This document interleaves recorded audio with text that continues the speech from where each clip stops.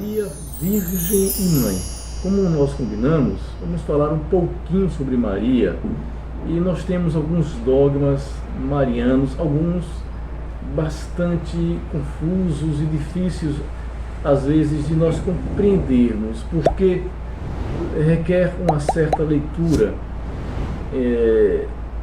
Às vezes entendemos que existem algumas devoções marianas que parecem confundir Maria, a mãe de Jesus, uma senhora humana como a gente, mas que às vezes parece que ela se torna tão divina para algumas pessoas, e muitas vezes há um outro lado que parece dizer que Maria é tão comum que, se não fosse ela mãe de Jesus, haveria uma outra.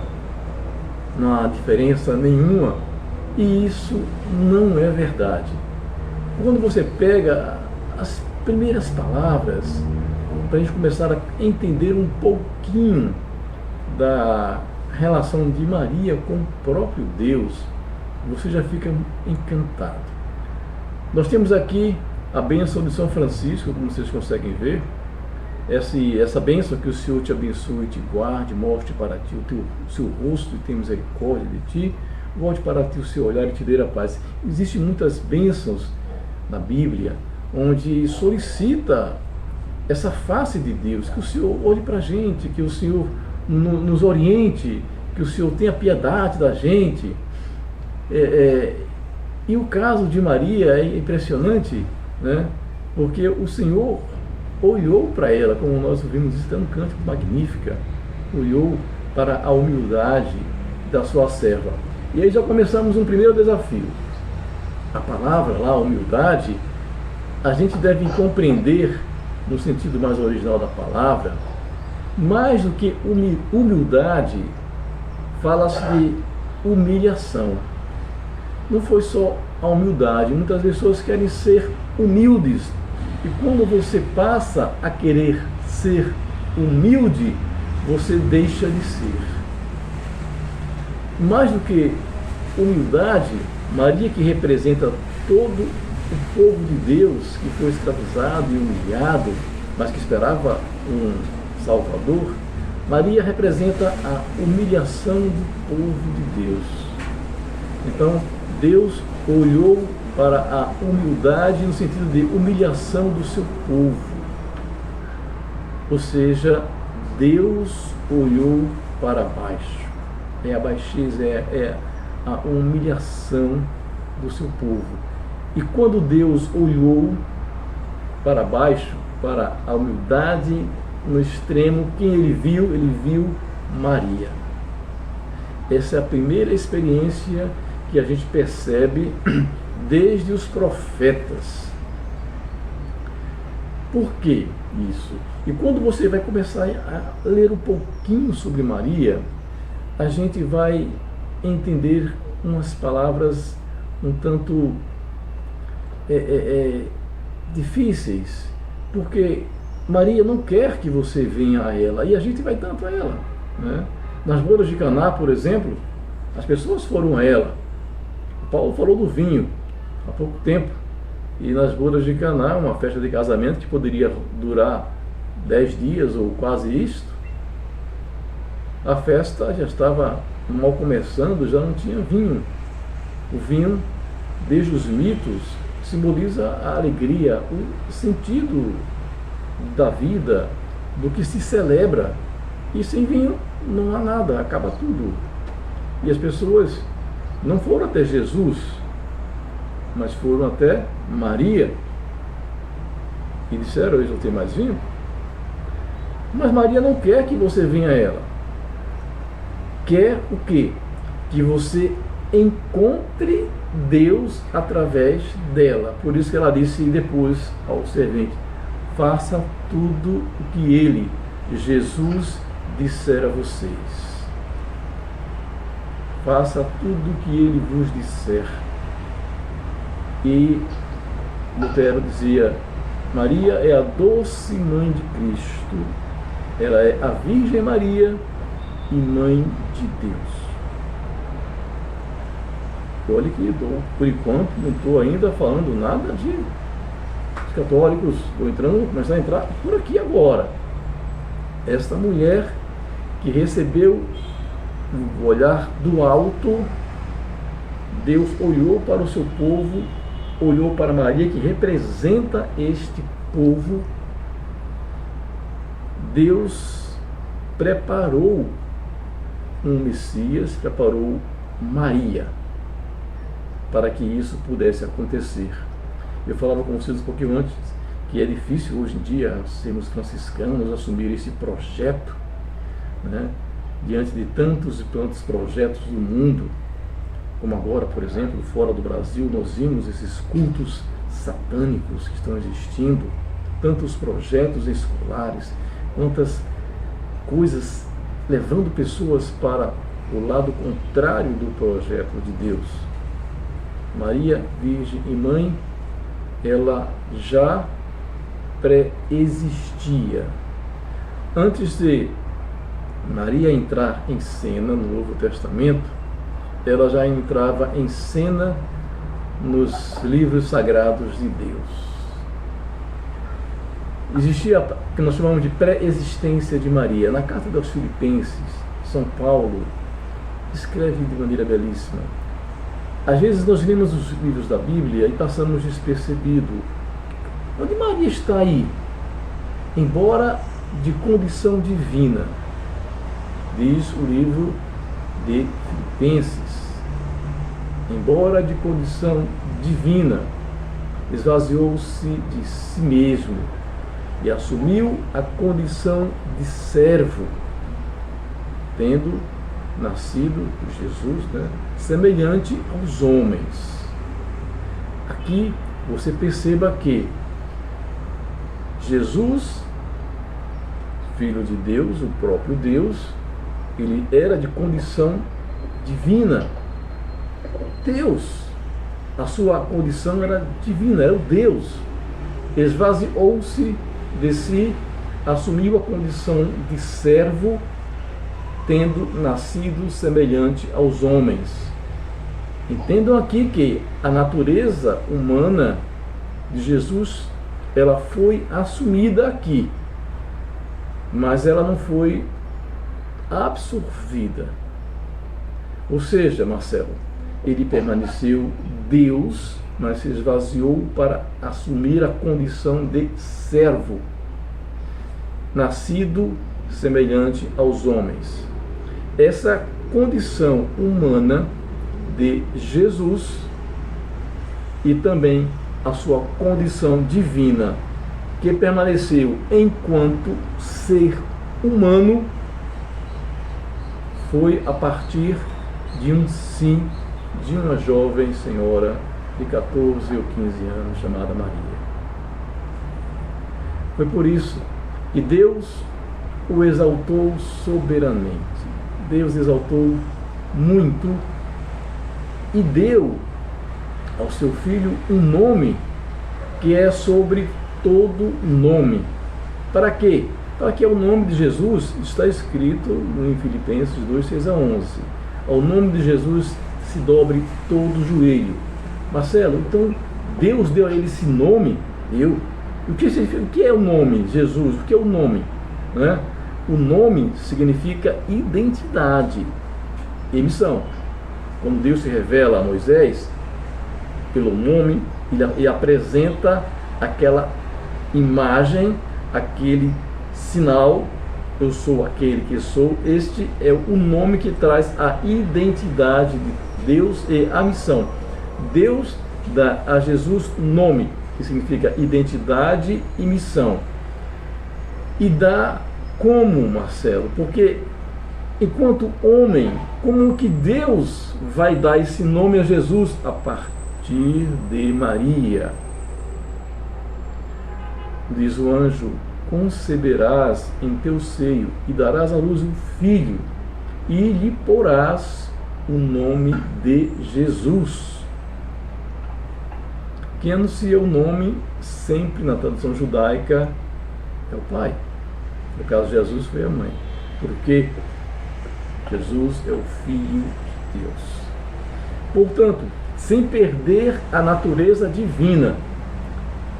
Jesus assumiu livremente a natureza humana.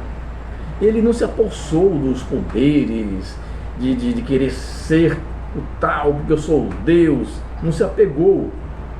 Ele esvaziou-se, assumiu a condição divina e assumiu a condição humana. Viveu, sofreu, morreu, como diziam alguns pensadores protestantes, né? Lutero dizia, Zwinglio dizia. Não podemos esquecer que Jesus ficou no colo de Maria, Maria amamentou Jesus, Jesus dependeu de Maria, Maria cuidou de Jesus, Maria levou Jesus. Deus nos braços de um ser humano.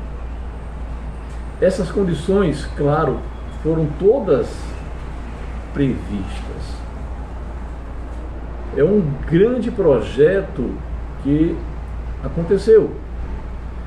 Então, Jesus, o Filho de Deus, é o mesmo. Ele é o mesmo ontem, hoje, eternamente. Jesus é o mesmo.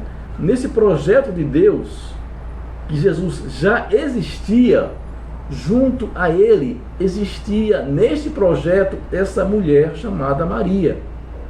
Mas ela não tinha nascido. Havia no nascimento, no coração de Deus, Maria. Quando ele montou o plano, Jesus, estava Maria presente. Por isso, na carta aos Gálatas, falamos da predestinação de Maria, que diz o seguinte: quando chegou a plenitude do tempo, Deus enviou o seu Filho, nascido de uma mulher, nascido sob o domínio da lei, para resgatar os que se encontravam sob o domínio da lei, a fim de recebermos a adoção de filhos. Está no livro da Carta dos Gálatas, capítulo 4, de 4 a 5. Olhe bem. Quando chegou a plenitude do tempo. O que é uma coisa plena? O que é plenitude, Marcelo? Né? Que o termo grego ali chama-se pleroma. Tá? O que é algo pleno? É mais do que algo cheio. Eu estou aqui agora tomando um copo d'água. Esse meu copo está cheio d'água. Já tomei um bocadinho aqui, mas está cheio. Ainda tem água nele. Porém, pleno, ele assume uma forma onde não se pode acrescentar mais nada, tampouco se pode retirar. O que é pleno é completo. Deus está na plenitude dos tempos, ou plenitude do tempo. O que é algo pleno? É completo. Não se acrescenta, não se retira, não se melhora, não se aprimora, não se mexe, porque algo é pleno, é completo, perfeito. E neste tempo, onde entra esse termo aí, na plenitude do tempo, estava quem? Estava Maria. Parece estranho a gente falar nessas linguagens, mas Maria já estava predestinada no plano de Deus e livremente ela decidia se queria ou não. Jesus já estava lá, Deus enviou seu filho nascido de uma mulher, essa mulher Maria. Deus não pega qualquer uma, não arrisca, se não for quer, você é outra. Não existe isso. Esta é a mulher. Nesse estado pleno, ela está perfeita aqui. Ela é plena, porque ela está no pleno. No estado pleno só há plenitude. No estado pleno só há perfeição. No estado pleno nada se completa, nada falta, não tem mais nada que melhorar. Ela está no estado pleno, perfeita para quê? Para que pudesse nascer Jesus. No plano de Deus, na história da salvação, estava lá Maria presente. E aí vem a questão. É aí que a igreja vai dizer depois, vamos avançar daqui a pouquinho nos dogmas, na plenitude do tempo não há limite, não há falha, não há nada incompleto. Existe o que é pleno. E se Maria estava lá, que estava, Maria só pode não ter pecado. Uma condição singular para ela. Só Maria recebeu esta graça em virtude, por causa dos méritos de Jesus, que Jesus, homem santo e sem pecado, Deus humano e divino, esse Deus que veio ao mundo, só veio ao mundo através desta mulher. E ele é o resultado dela. Vamos ver já sobre isso. Portanto, se esse Jesus é Deus, se esse Jesus não tem pecado, ele só poderia vir de uma mulher que não tem pecado.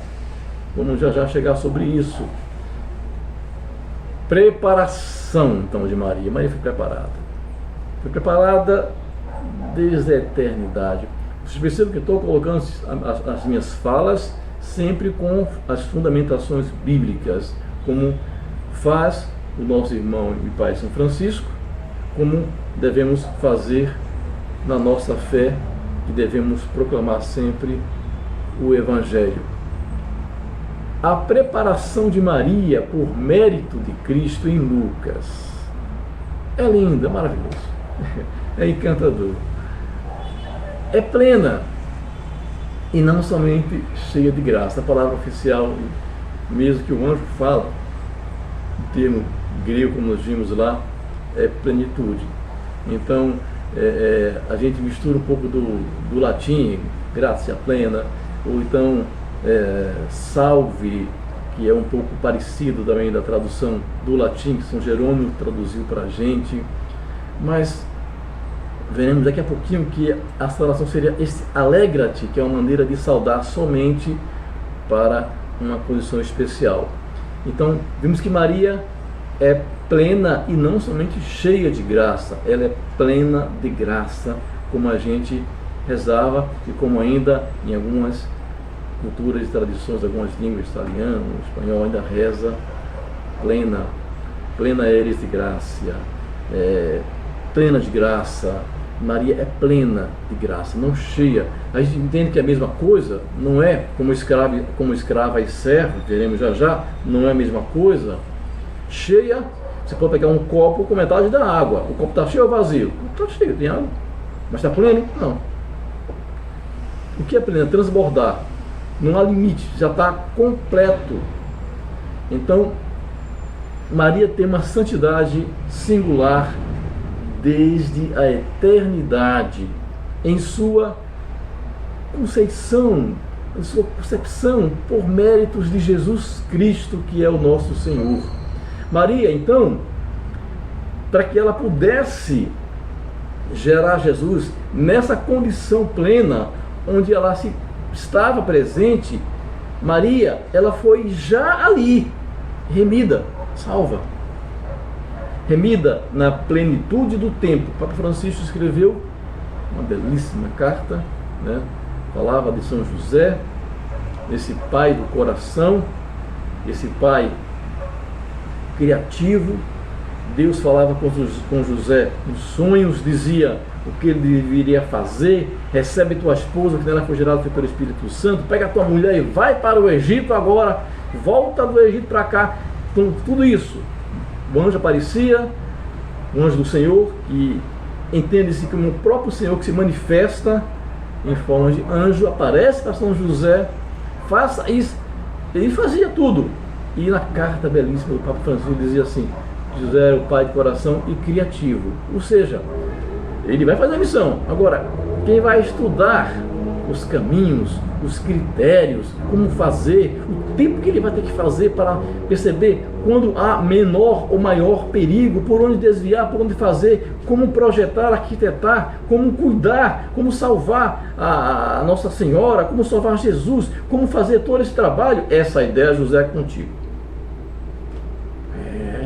Não é brincadeira não. Então, esse pai criativo. Portanto, é nesse espaço aí que acontece. Maria também, ela recebeu essa graça especial na plenitude do tempo. Diz o Papa Francisco que foi na plenitude do tempo que Maria deu a luz a Jesus. A perfeição da graça aconteceu aí. assim, mas que qualquer outra pessoa. Maria abençoou, Deus abençoou com toda a espécie de bênçãos espirituais, como fala na carta aos Efésios. E essa mensagem se cabe para todos os cristãos, mais que todos os cristãos, Deus abençoou Maria com toda a espécie de bênçãos. Era plena. Bênçãos espirituais dos céus e em Cristo. Por quê? Porque nele, em Jesus, a escolheu antes da criação do mundo, como nós vemos nessas previsões aqui, antes da criação do mundo, Maria foi escolhida para ser na caridade santa e irrepreensível na sua presença, na presença do próprio Deus. Então, não só, a gente fala muito daquela previsão da carta, né, quando se fala que uma virgem conceberá e dará à luz, se fala muito dessa previsão. Ali se fala de Maria, lá no profeta já se dizia que uma jovem iria conceber e dar à luz, ou concebeu e deu à luz, né? E Lucas diz lá que essa jovem que concebeu e deu à luz é Maria. Já se falava dela lá, tá vendo? Como também se já falava de Maria aqui. Maria foi preparada. E aí nós temos o quê? Temos várias tradições. Já falei um pouquinho, algumas mensagens iniciais. Embora muito elogiosa, magnífica, Mãe de Deus, Doce Maria, não foram frases de católicos. Você vê que Maria, ela é muito amada por não católicos também. Pena que algumas igrejas hoje não têm a base e a compreensão de seus, entre aspas, fundadores. Tá? Quero mostrar a vocês que o nome de Maria é muito maior do que a gente pensa. Eu lembro que alguns anos passados aí, nos anos 80, por aí, mais ou menos, o auge, um pouco dos 70 também, o auge da teologia da libertação, Maria, mulher do povo, Maria é aquela que pega a vassoura, vai varrer a rua, tal. Então, nada contra a Maria ser essa mulher humana, mas não podemos classificá-la apenas como uma mulher comum, uma mulher simples, comum, que vive a vida comum, que faz, que briga, que trabalha, que não trabalha, que limpa, que não limpa, que xinga, que não xinga, uma vida comum. Não poderia ser Maria, porque Jesus é comum. Maria é uma mulher especial, como nós vimos, preparada já. A tradição oriental, por causa dessas questões, diz que Maria é uma virgem toda santa. Isso, claro, foi também incorporado pela Igreja Ocidental, no caso a Igreja Católica. Nós temos muitas doutrinas e muitos dogmas que nós fizemos depois das releituras, que são inspirados nas igrejas orientais, católicas orientais e mesmo não católicas, ortodoxas. Vocês vão ver já comigo também isso aqui. A tradição oriental chama a Mãe de Deus de a Toda Santa. Então, quando eles utilizam Toda Santa, não tem que dizer, e aquela questãozinha, e aquele detalhezinho, é Toda Santa. Para os ortodoxos, Maria é Panagia, uma palavra grega que significa toda santa. Se ela é plena, não tem uma exceçãozinha, não tem um jeitinho, não tem uma coisinha brasileira aí não. É toda santa. Ela é imune de toda a mancha de pecado, visto que o próprio Espírito Santo a modelou e dela fez uma nova criatura para gerar o Deus conosco, Emanuel. Emanuel significa Deus conosco, como anuncia o anjo. Então, dizia ela, vamos ver também isso, como se fará isso se não tem relações com o homem? O anjo explica, o Espírito Santo virá sobre ti, ou o Espírito Santo de Deus armará sua tenda, vamos ver isso já nas traduções. O que isso quer dizer? Que o anjo responde como? Vai acontecer como então? O Espírito Santo vai preparar, não se preocupe. vai preparar você. Portanto, Maria não só gerou a carne de Deus, mas o Deus na carne. O que isso quer dizer, Marcelo? Eu quero dizer que algumas pessoas ainda entendem que esse mesmo Deus que existiu, que veio ao mundo, certo? Maria deu apenas a ele corpo, pele, carne. Não, deu a ele o nome e como nós vimos, e a identidade. Não havia experiência do Deus humano, graças a Maria. E Maria não foi, como já um pastor disse com a sua loucura, barriga de aluguel, não. Usou esse termo. Não foi apenas usada para gerar Jesus. Maria realmente é a mãe de Jesus, e o anjo ainda diz, né? Isabel reforça, dizendo que bendito é o fruto do teu ventre. Se fosse na ideia desses camaradas, desses pastores, ele poderia dizer que seria o fruto no teu ventre, N-O, no teu ventre, mas não é no teu ventre que fala a Santa Isabel. Bendito é o fruto do teu ventre, D-O, do teu ventre, significa resultado de ti, resultado do teu ventre, fruto dele, nasceu dele. Maria é árvore, o ventre é árvore, Jesus é o fruto. Perceba que mulher é essa, por isso que pergunto, que mulher é essa? Que mulher é essa? É a Nossa Senhora Maria, a mãe de Jesus. E ainda com a tradição oriental lida, reinterpretada por um teólogo chamado Leonardo Boff. Eu conheci, já fizemos trabalho juntos, já escrevemos livros juntos. Leonardo Boff hoje não é mais frade, como nós sabemos, mas ainda escreve bastante e tem uma experiência muito mais ampla, voltada para as questões mais místicas e as questões mais sociais. Ele escreveu um livro muito interessante, não trouxe aqui para mostrar a vocês, mas também foi utilizado esse material que eu consegui, uma parte do material que eu usei. Mas ele tem um livro belíssimo, que não foi reprovado por Roma, de passagem, como já foi um ou outro. Este chama-se O Rosto Materno de Deus.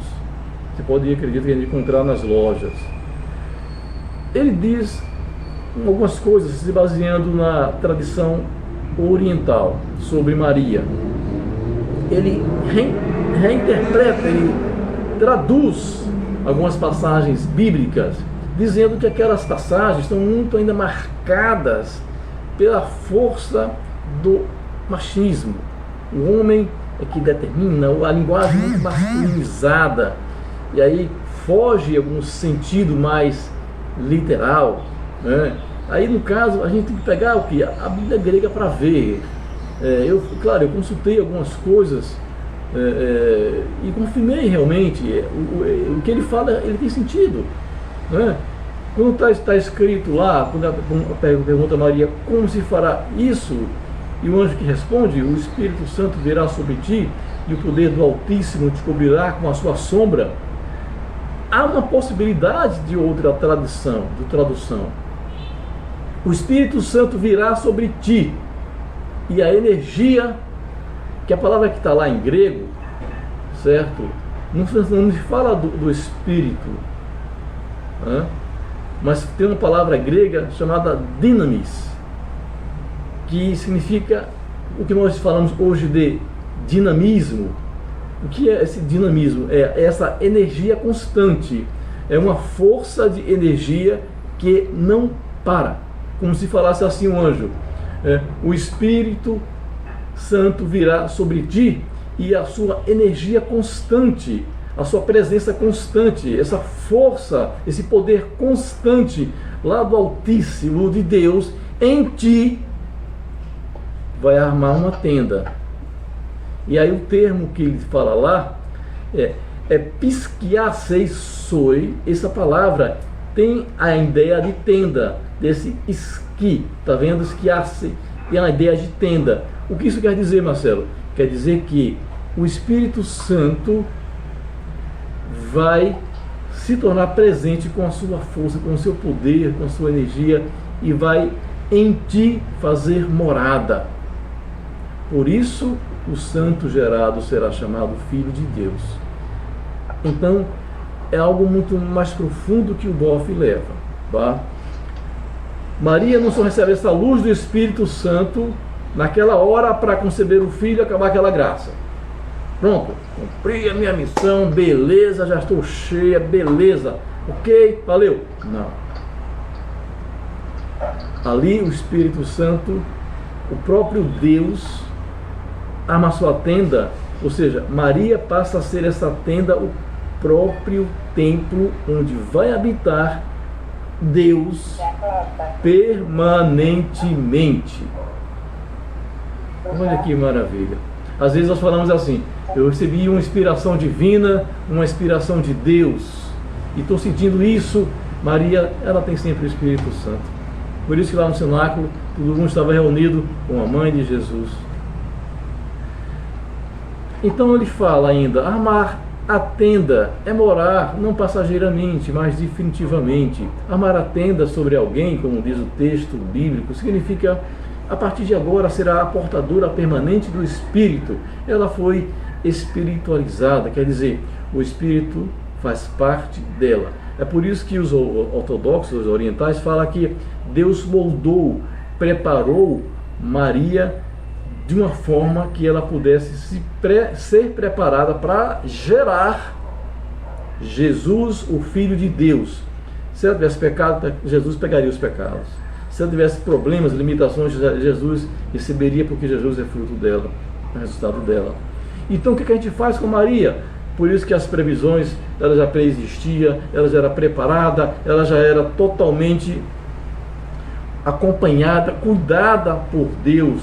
É preciso que Maria seja, então, o que? Na tradição ortodoxa diz, Maria é preciso que ela seja elevada a uma altura que possa suportar, uma altura que possa gerar o Filho de Deus.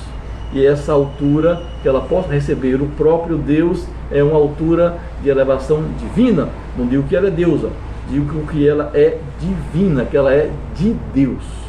A palavra divina significa de Deus, posse de Deus, diferente de ser Deus. Então Maria foi elevada a uma condição divina para poder gerar o Filho de Deus. E aí, com essas bases todas que vocês estão recebendo, talvez assim já estão alguns inculcados, porque é muita talvez novidade para alguns de vocês. Essas ideias muitas vezes não são passadas, alguém nem sempre quer debruçar nesses detalhes para fundamentar esta Santa Senhora, Mãe de Jesus. Todos os adjetivos que quiserem atribuir a ela, tudo que falar dela de positivo, de belo, é muito pouco comparado ao título que ela já tem diante de Deus, que é ser a própria Mãe de Deus. Isso que eu falei, quem falou foi Martinho Lutero, não foi eu não. Estou apenas repetindo o que ele disse. É esse camarada mesmo aí. E pode consultar nos livros antigos dele, como por exemplo o Magnífica, que eu mostrei a vocês, que vocês vão ver maravilhas desse homem falando sobre ela. Dogma. Primeira coisa, acabar com essa ideia de que dogma não presta para nada. É porque a igreja vive só de dogma, né? Toda a igreja vive de dogma, toda a empresa vive de dogma, o governo vive de dogma. O que é o dogma? O dogma é aquilo que é oficial e negociável dentro daquela instituição. Sem isso aqui não podemos funcionar.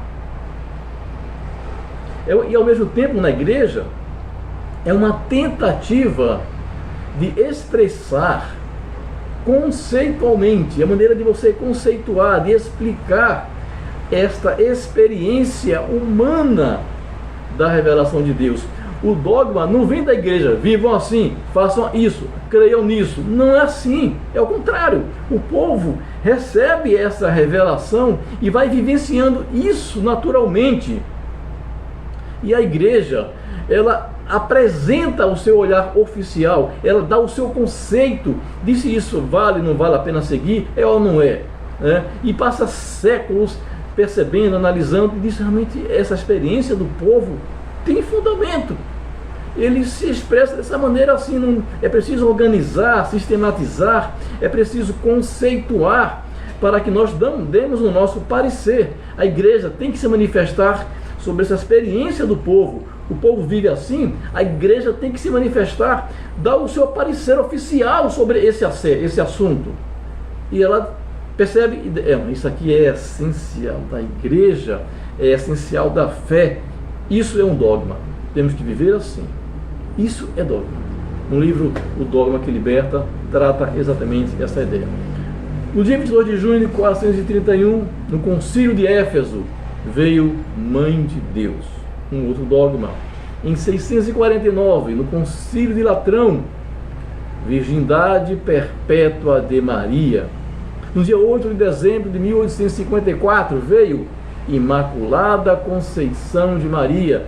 Foi pelo Papa Pio IX, como estão aí vendo, certo? Nesses documentos importantes que foram surgindo. Em 1º de novembro de 1950, na Constituição Apostólica, tá? Veio a Assunção de Maria, que para os orientais é a dormição de Maria. A igreja vivia mais na dormição, depois passou a viver mais na Assunção, tá? O que seria essa Assunção? Assunção é elevação. Maria foi elevada, e nós acabamos de ver, ela foi elevada a uma condição divina. Para quê? Para poder gerar Jesus. E fala aqui também depois, Maria foi assunta aos céus. O que é? Ela foi elevada à condição de Deus, elevada à condição de céu, de celeste. Ela foi levada para o céu, tá? Por anjos. Segundo a tradição, Maria foi levada por anjos quando Jesus ressuscitou. Ele com anjos levou Maria. Os anjos e Jesus levaram Maria. Não sei se você sabe, mas Maria morreu. Tá? O documento fala que Maria morreu. Diz o documento que, terminado o fim da sua trajetória terrestre, Maria foi levada ao céu. O tempo de Maria nesse mundo, quando esgotou, Maria foi elevada ao céu. E isso ficou muito forte quando depois perceberam que o túmulo de Maria, todo lacrado, imexível, os estudiosos foram lá e estava vazio. É isso aí, vocês ouviram? E daí outras fundamentações, outras bases foram surgindo para mostrar essa experiência de Maria. E a dormição de Maria é o sono. Os orientais dizem que não houve em si uma morte de Maria, houve um sono, tá? E nesse sono profundo, e existe até filme já sobre isso, Jesus depois veio e antes que ela morresse, porque ela não morreu, segundo a tradição oriental, Jesus levou Maria com ela. Maria já não era mais deste mundo, Maria já era de Deus, e vamos ver como é que isso aconteceu. Então nós vimos esses aspectos dessa mulher maravilhosa. Vamos agora entrar mais nesses dogmas. Em Lucas 1:26 a 38, fala dessa virgindade da anunciação. Inaugura aí a plenitude do tempo. E já era previsto, como nós vimos lá no Antigo Testamento, já se falava de Jesus que nasceu dessa mulher, que agora ela inaugura. É a ação, a concretude das promessas que acontecem a partir do sim de Maria. O anjo diz: alegra-te, não bom dia, boa tarde, salve, mas alegra-te, plena de graça, completa, todas as graças de Deus estão aí contigo. O termo, se formos partir para a expressão grega, seria kaire, kekaritomene, rokirios, metasul. Ou seja, alegra-te cheia de graça, o Senhor está contigo. Depois vem: bendita sois vós entre as mulheres. Maria, Santa Isabel é que vai enfatizar essa passagem. Isso diz muita coisa. Não existe uma outra mulher com esse título, a bendita entre todas. Tá? Muitas mulheres no Antigo Testamento tiveram sua história, mas ela é de todas a bendita, e ela foi agraciada por dar à luz a Jesus. A palavra kerkaritomene, essa cheia de graça, como nós traduzimos às vezes, também ela traz um sentido mais literal de favor. É como se Maria recebesse e prestasse ao mesmo tempo um favor a Deus, pela sua graça, por gerar o Filho de Deus. Mas com essa anunciação, vamos começar a pensar um pouquinho aqui. Maria diz que como se fará isso quando hoje fala que ela vai ser mãe? Como se fará isso? Mas como isso acontecerá se eu não conheço homem algum? Sabemos que a palavra conhecer, biblicamente falando, compreende a relação sexual. A vivência é uma experiência de relação com o homem. No caso aqui nesse contexto, ela diz: como se fará isso se eu não tenho relações com nenhum homem? Parece que Maria entendeu isso tudo como se fosse agora, acontecer agora. Ou seja, é uma pergunta muito voltada para o seu estado presente. A pergunta de Maria indica o estado presente, não a vontade. E aqui vem começando os questionamentos, né? Da linha das outras áreas que eu perguntar: mas ela não fez voto aí não. Há muitas pessoas que dizem que Maria fez um voto lá na hora. Não aparece aqui, mas aparece em outro canto, tá? Maria pergunta: como vai ser isso se eu não tenho relações com o homem? Então ela está perguntando no seu estado presente. O anjo responde no futuro: o Espírito Santo virá sobre ti, vai armar a tenda. E seria isso: o Espírito Santo vai santificar e fecundar. Ele joga a resposta para frente. E aí a resposta do anjo indica futuro. E ainda enfatiza: para Deus nada é impossível. Tranquila, Maria. Para Deus nada é impossível. E a palavra santo, o santo que vai nascer de ti, esse ti, santo, significa que este Jesus é de pertença exclusiva de Deus. Pertence totalmente a Deus. Esse Jesus, nesta Maria, esse Jesus é fruto. Bendito é o fruto do teu ventre. Maria é a árvore. Olha que responsabilidade. E essa virgindade de Maria continua, inaugura essa plenitude do tempo, essa graça. O que é que Maria diz? É impressionante como essa mulher é maravilhosa. Eis aqui a escrava do Senhor. Eu sei que muitas Bíblias, talvez até que vocês usem, traduzem serva. Eu sou a serva do Senhor, e muitas orações e muitas pessoas utilizam mais a palavra serva do que a palavra escrava. Às vezes porque a palavra serva é mais bonita, pega mais leve, né? Escrava, não sei, escrava é meio pesado, não bota serva, é mais bonito. Mas não é o que está escrito lá no Evangelho grego, não, no original. Os tradutores sabem disso, mas vou seguir na tradução. Lá no Hesed, quem acompanha o Hesed, quem conhece o Hesed, a irmã lá sempre quando reza, ela faz questão: escrava do Senhor, a escrava do Senhor. Já chegou a comentar, lá não fala servo, fala escravo.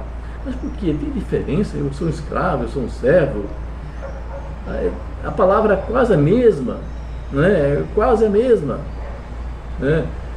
Douloi ou douli, Kyrie, A gente fala essa palavra muitas vezes, Kyrie, a palavra grega Senhor, Kyrie, né, que significa Senhor e também significa Deus. Doli, ou então dolos ou doios, Kyrie.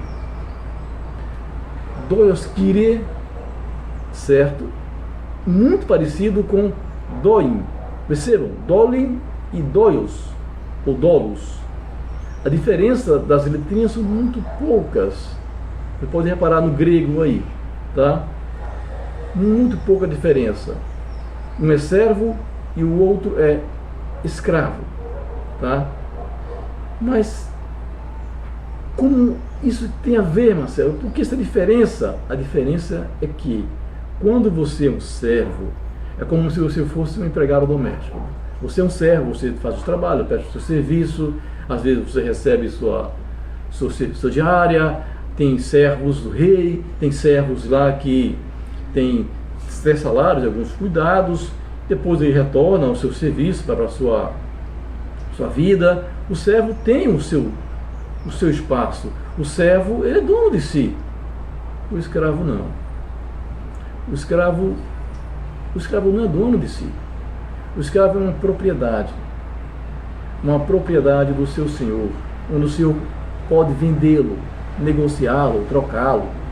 Se a escrava for de agradável para o senhor, seu senhor, esse escravo pode usar dessa senhora, porque é propriedade dele. Ele pagou caro por ela. Então, o servo é como um funcionário que presta serviço, tem alguns direitos. O escravo não tem, nem dono de si.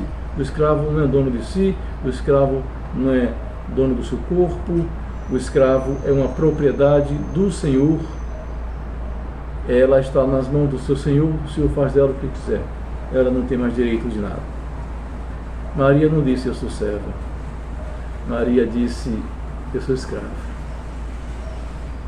Maria pertence a Deus. Eu sei que algumas pessoas talvez não tenham refletido sobre isso. E quando vocês forem rezar agora a Ave Maria, rezem assim, tá? Pensando escravo do Senhor, né? Porque é a palavra que ela utiliza no original. Assim, a participação de Maria não vem do sangue, nem da vontade da carne, nem da vontade humana, ela vem de Deus, como está em João.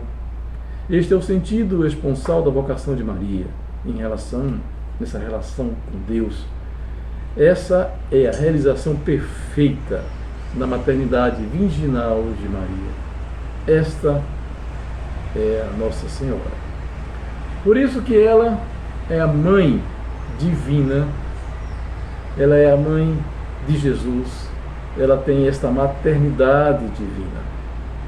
A mãe de Jesus, como percebemos nessas citações que estão aí, João 2:19, a mãe de Jesus, ela aparece em Lucas aclamada, elogiada, pelo impulso, pela ação do Espírito Santo, e desde o nascimento do seu filho. Quando fala Isabel, de onde vem a honra? Que honra, que privilégio de receber a mãe do meu Senhor. A palavra Senhor aí é Kyrios, ou Kyrios. Essa palavra, Kyrios, em grego, é Deus. Os cristãos, na língua grega, não tem problema nenhum em chamar Jesus de Deus, Maria mãe de Deus, porque a palavra é a mesma, carrega o mesmo sentido, Senhor e Deus. Quando se junta essa expressão, mãe do Senhor, Senhor Deus, Jesus, Senhor Deus, nosso Senhor Jesus Cristo, como fala São Paulo várias vezes, nosso Senhor, nosso Deus, Jesus Cristo. Kyrios é Deus. Aquela que ela concebeu como homem, que ela concebeu como homem, por obra do Espírito Santo, e que se tornou verdadeiramente seu filho, segundo a carne, não é outro senão o Filho de Deus, a segunda pessoa da Santíssima Trindade. ela concebeu Jesus, o Filho de Deus, né? Algumas pessoas falam, mas Jesus era somente homem, ele tinha só a inspiração de Deus. Não, Maria é a mãe desse Pírios, mãe do Senhor, é a mãe de Deus, né? A igreja confessa que Maria é verdadeiramente Theotokos, a palavra grega que usam os ortodoxos. Maria é mãe de Deus. E essa expressão, essa fala, você encontra no Catecismo número 495. Esse SIC, vocês vejam aí, esse SIC, está aqui, o mouse aqui apontando, o SIC é Catecismo da Igreja Católica. Theotokos, portanto, ela quer dizer o quê?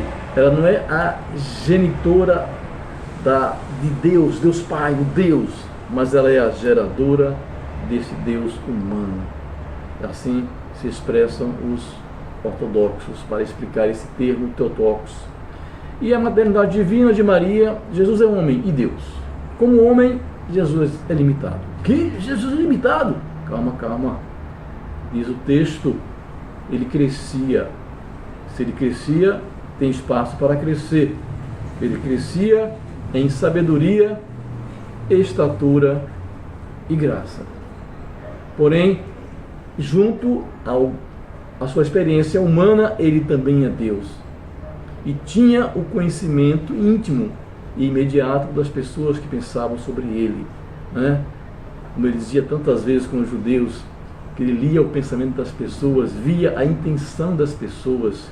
O que querem fazer? Faça agora, dizia para Judas. Vocês estão pensando em me matar, vocês estão pensando em fazer isso, dizia para tantas vezes. Ele tinha essas experiências todas, homem e Deus. Portanto, se Jesus é homem e Deus, nós podemos pegar a ideia de um ser humano e confeccionarmos, pintarmos, como diz o próprio catecismo, a imagem de Jesus, a imagem de Deus. Porque Deus assumiu a condição humana, a forma humana, ele se deixou mostrar, e Jesus é a imagem visível do Deus invisível, como fala São Paulo. A imagem, nós temos aqui várias imagens, estou aqui atrás de mim, está aqui essa imagem, aqui simboliza a Nossa Senhora menininha, que está dormindo aqui, não é? Nossa Senhora menina. Do lado aqui nós temos imagens do coração de Jesus, isso aqui é a imagem do coração de Jesus, coração de Maria. Imagens não estão aí para localizar, elas não estão aí para localizar, aqui é Deus. Deus está aqui, localizado aqui. Não localiza, mas identifica. O Deus em que eu acredito com esse coração, a mulher que eu acredito que ama, o Deus, a mulher, o santo. Esta imagem aqui, né, não é o São Francisco, mas é a imagem, a ideia, a presença que eu experimento deste santo maravilhoso que significa a minha vida em fraternidade. É assim que eu vejo ele, nessa piedade, nesse jeito que como se expressa. Porque quando você vai ter essa experiência com a imagem, você não vai homenagear, não vai se encontrar com o objeto em si, mas com aquilo que este objeto, que esta imagem representa. O teu encontro é com quem está sendo representado, tá certo? Que é o próprio Jesus, a própria Maria. Aquela imagem vai representar Jesus, representar o sagrado, não vai localizar, mas vai identificar. E é esse que é identificado na minha experiência que eu busco. Só que essas coisas maravilhosas, todas, sofreram questionamentos. Se vocês aí não estão dormindo, estão acordados, vamos ver aqui um pouquinho mais sobre esses questionamentos, essas pesquisas recentes. A concepção virginal de Maria, dizem, foi construída, arquitetada pela teologia no longo dos séculos. Na época de Jesus nem havia essa preocupação de falar de Maria, que Maria assim, que Maria assado. Estava preocupado em falar de Jesus. Aí, para falar bem de Jesus, foram justificar Maria. Diziam também, é preciso aceitar a possibilidade de milagres para acreditar que Maria é virgem, que Maria é santa, que José não teve contato com Maria. Ou você crê em milagres, ou então não tem nada a ver essa história toda.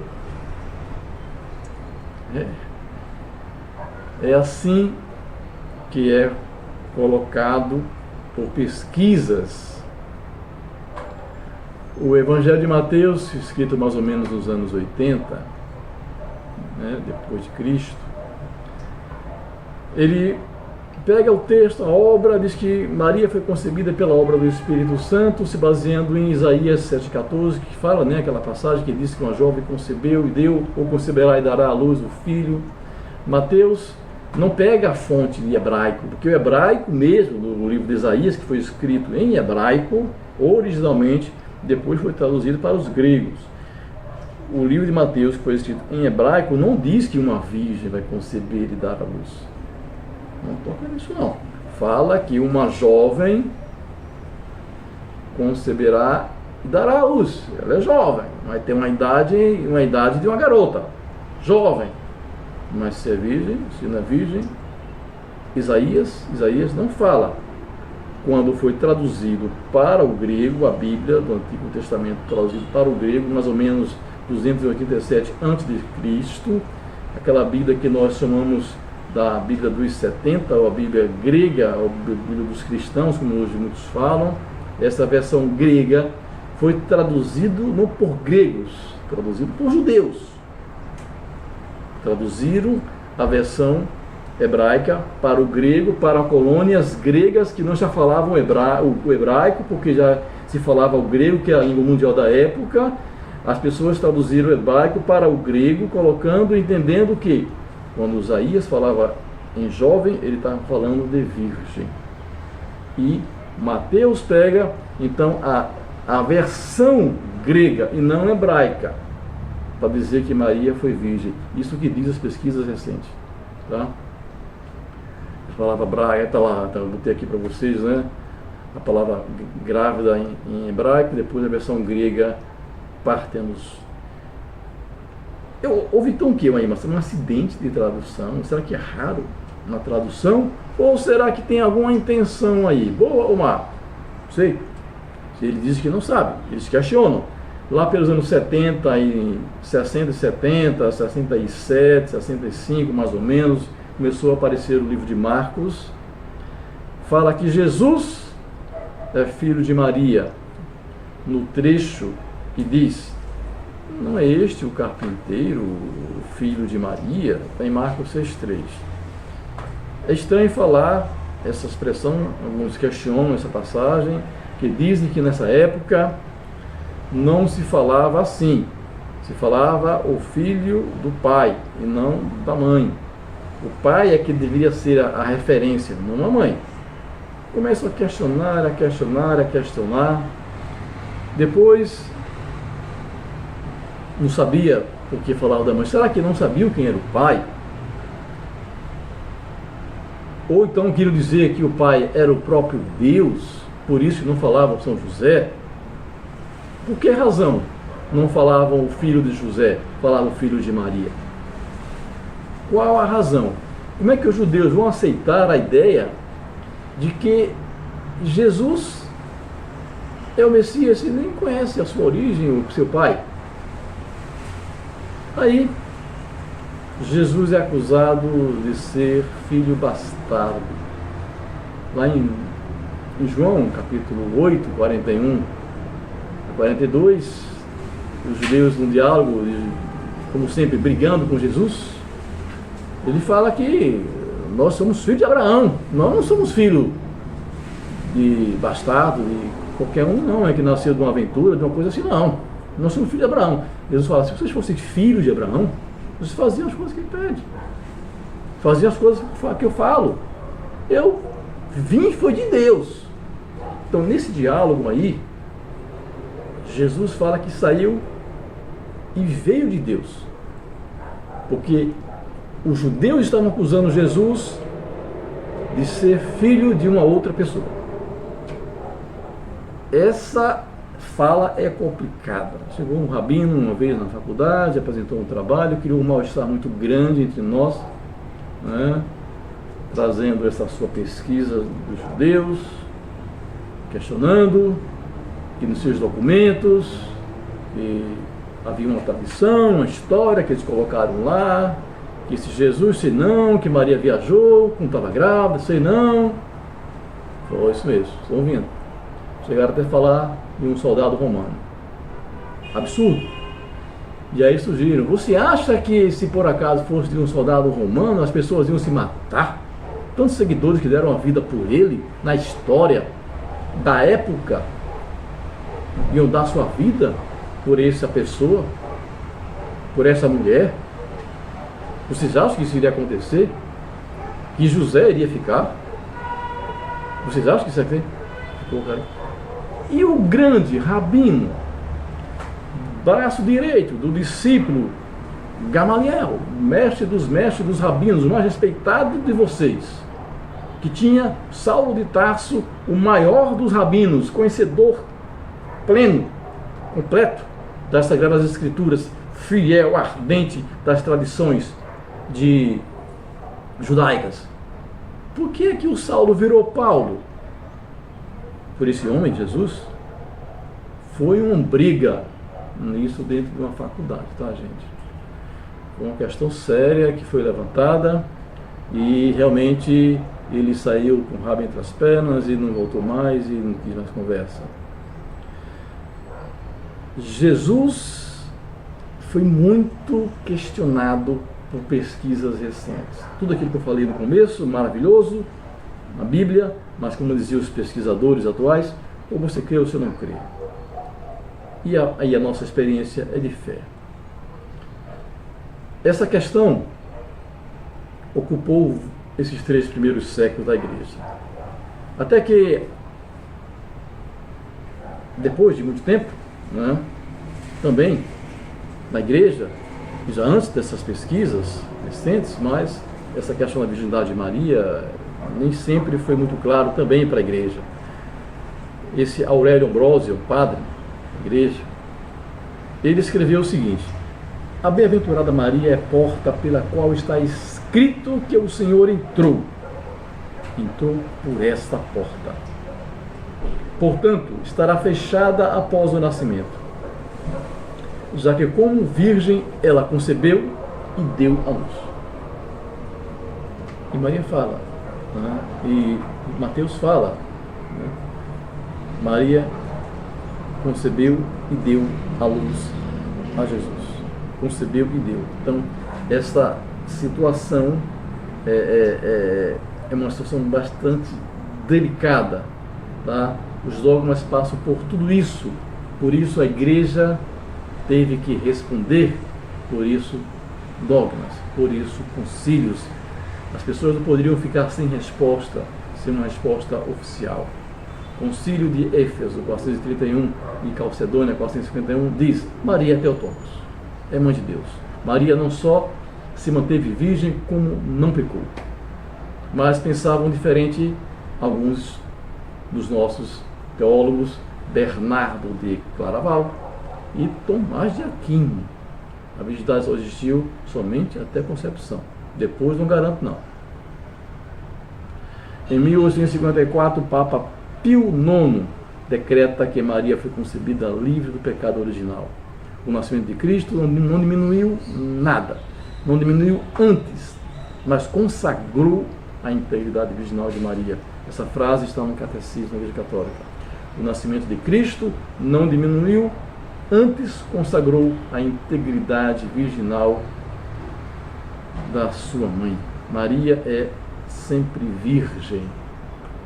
E aí são 7 passagens que eu coloquei para vocês, não vou ler todas, claro, mas também 7 passagens que fala que Jesus teve irmãos. Sabemos, mais ou menos, que a palavra aramaica, ha, podia significar não somente os filhos dos mesmos pais, genitores, mas também primos, parentes, até distantes, né? O adelphos, sim, no grego significa irmão, e no grego tem palavra para falar primo também, certo? Mas a palavra usada lá é adelphos. o termo primogênito que aparece na Bíblia, que parece que é o primeiro que nasceu. Não, é o primeiro que veio para ser consagrado. Tá? Eu sei que algumas pegadinhas aparecem por aí, mas fiquem atentos, é o bem amado, tá? Esse primeiro que é consagrado desde os seus primeiros dias. Portanto, Jesus é o único filho de Maria, mãe de todos aqueles que ele veio salvar.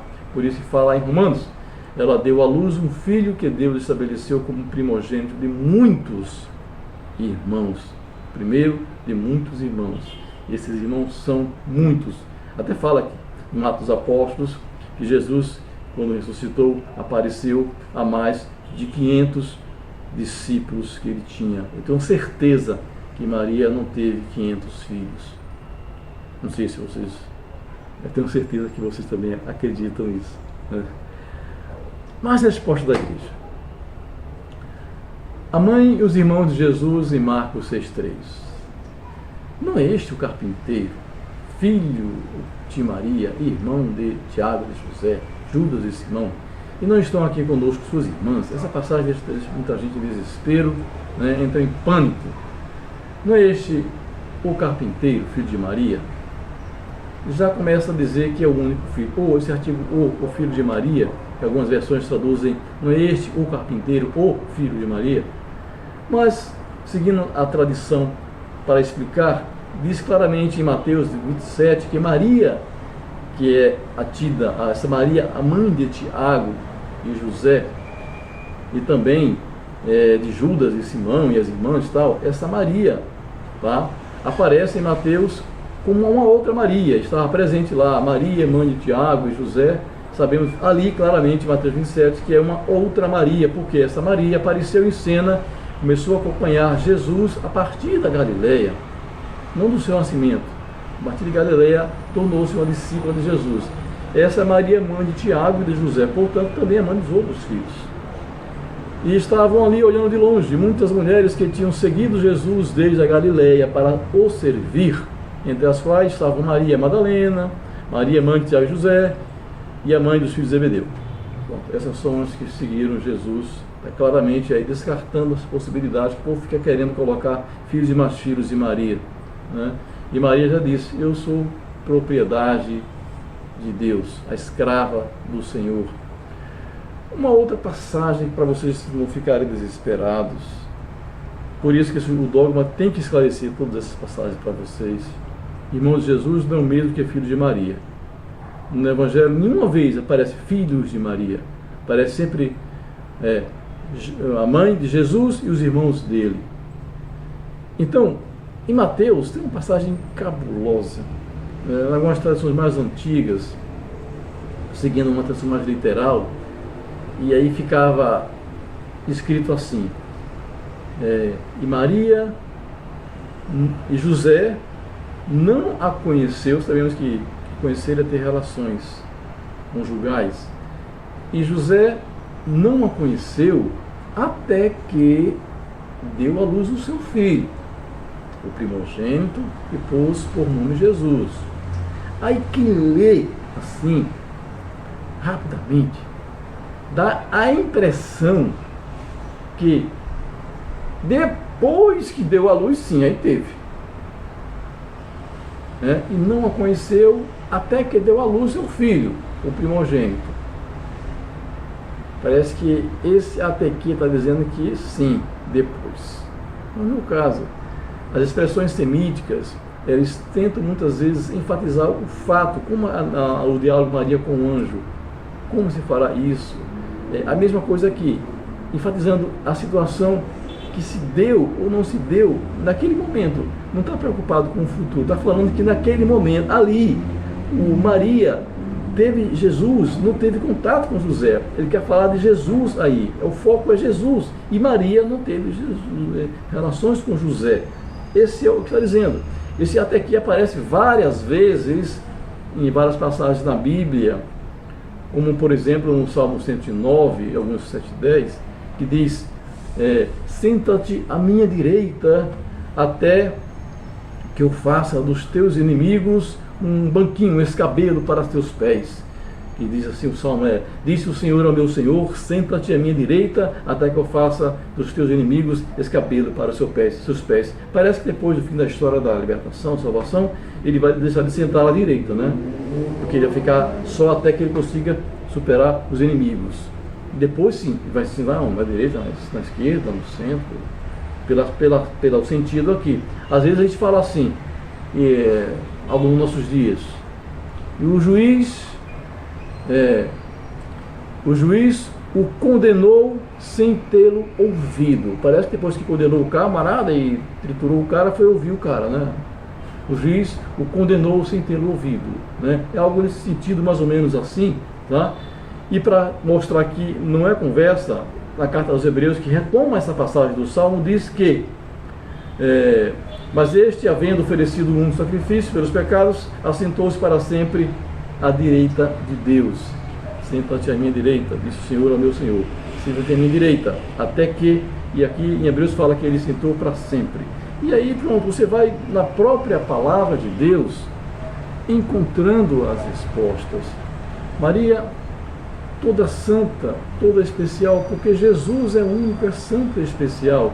Jesus é fruto desta mulher, bendito é o fruto do teu ventre. Maria, esse ventre sagrado, deu à luz a Jesus, mas para tanto foi preparada, foi predestinada, foi totalmente projetada nos planos de Deus, foi profetizada por tantas pessoas. E agora, para a gente encerrar, eu trago aqui uma saudação que já foi até lida pelo nosso irmão, quando ele colocou, ele, puxa vida, ele está adivinhando aí, o Paulo, né? Mas aí, São Francisco, encantado com a Nossa Senhora, ele, apaixonado por Jesus, ele fica, puxa vida, Jesus é tão maravilhoso, e essa mulher, quem é essa mulher que deu Jesus? Ele é agradecido por tudo que ele recebeu dessa mulher, nesses encantos. São Francisco faz uma belíssima oração, que depois tornou-se uma oração litúrgica dentro dos franciscanos. Ave Senhora, Rainha Santa, Santa Mãe de Deus, Maria, que és Virgem feita Igreja, Maria escolhida pelo Santíssimo Pai do céu, que Ele consagrou com o seu Santíssimo e Dileto Filho, com o Espírito Santo Paráclito, na qual esteve e está toda a plenitude da graça e todo bem. Ave palácio dele, ave tabernáculo dele, ave casa dele, ave veste dele, ave serva dele, ave mãe dele, e vós, todas as santas virtudes que pela graça e iluminação do Espírito Santo sois infundidas nos corações dos fiéis, para que os façais de infiéis a fiéis. São Francisco, nosso querido Pai, irmão, nosso santo de Deus, que nos abençoe, que nos ilumine e que nos faça sempre feliz na experiência de Deus. Amém.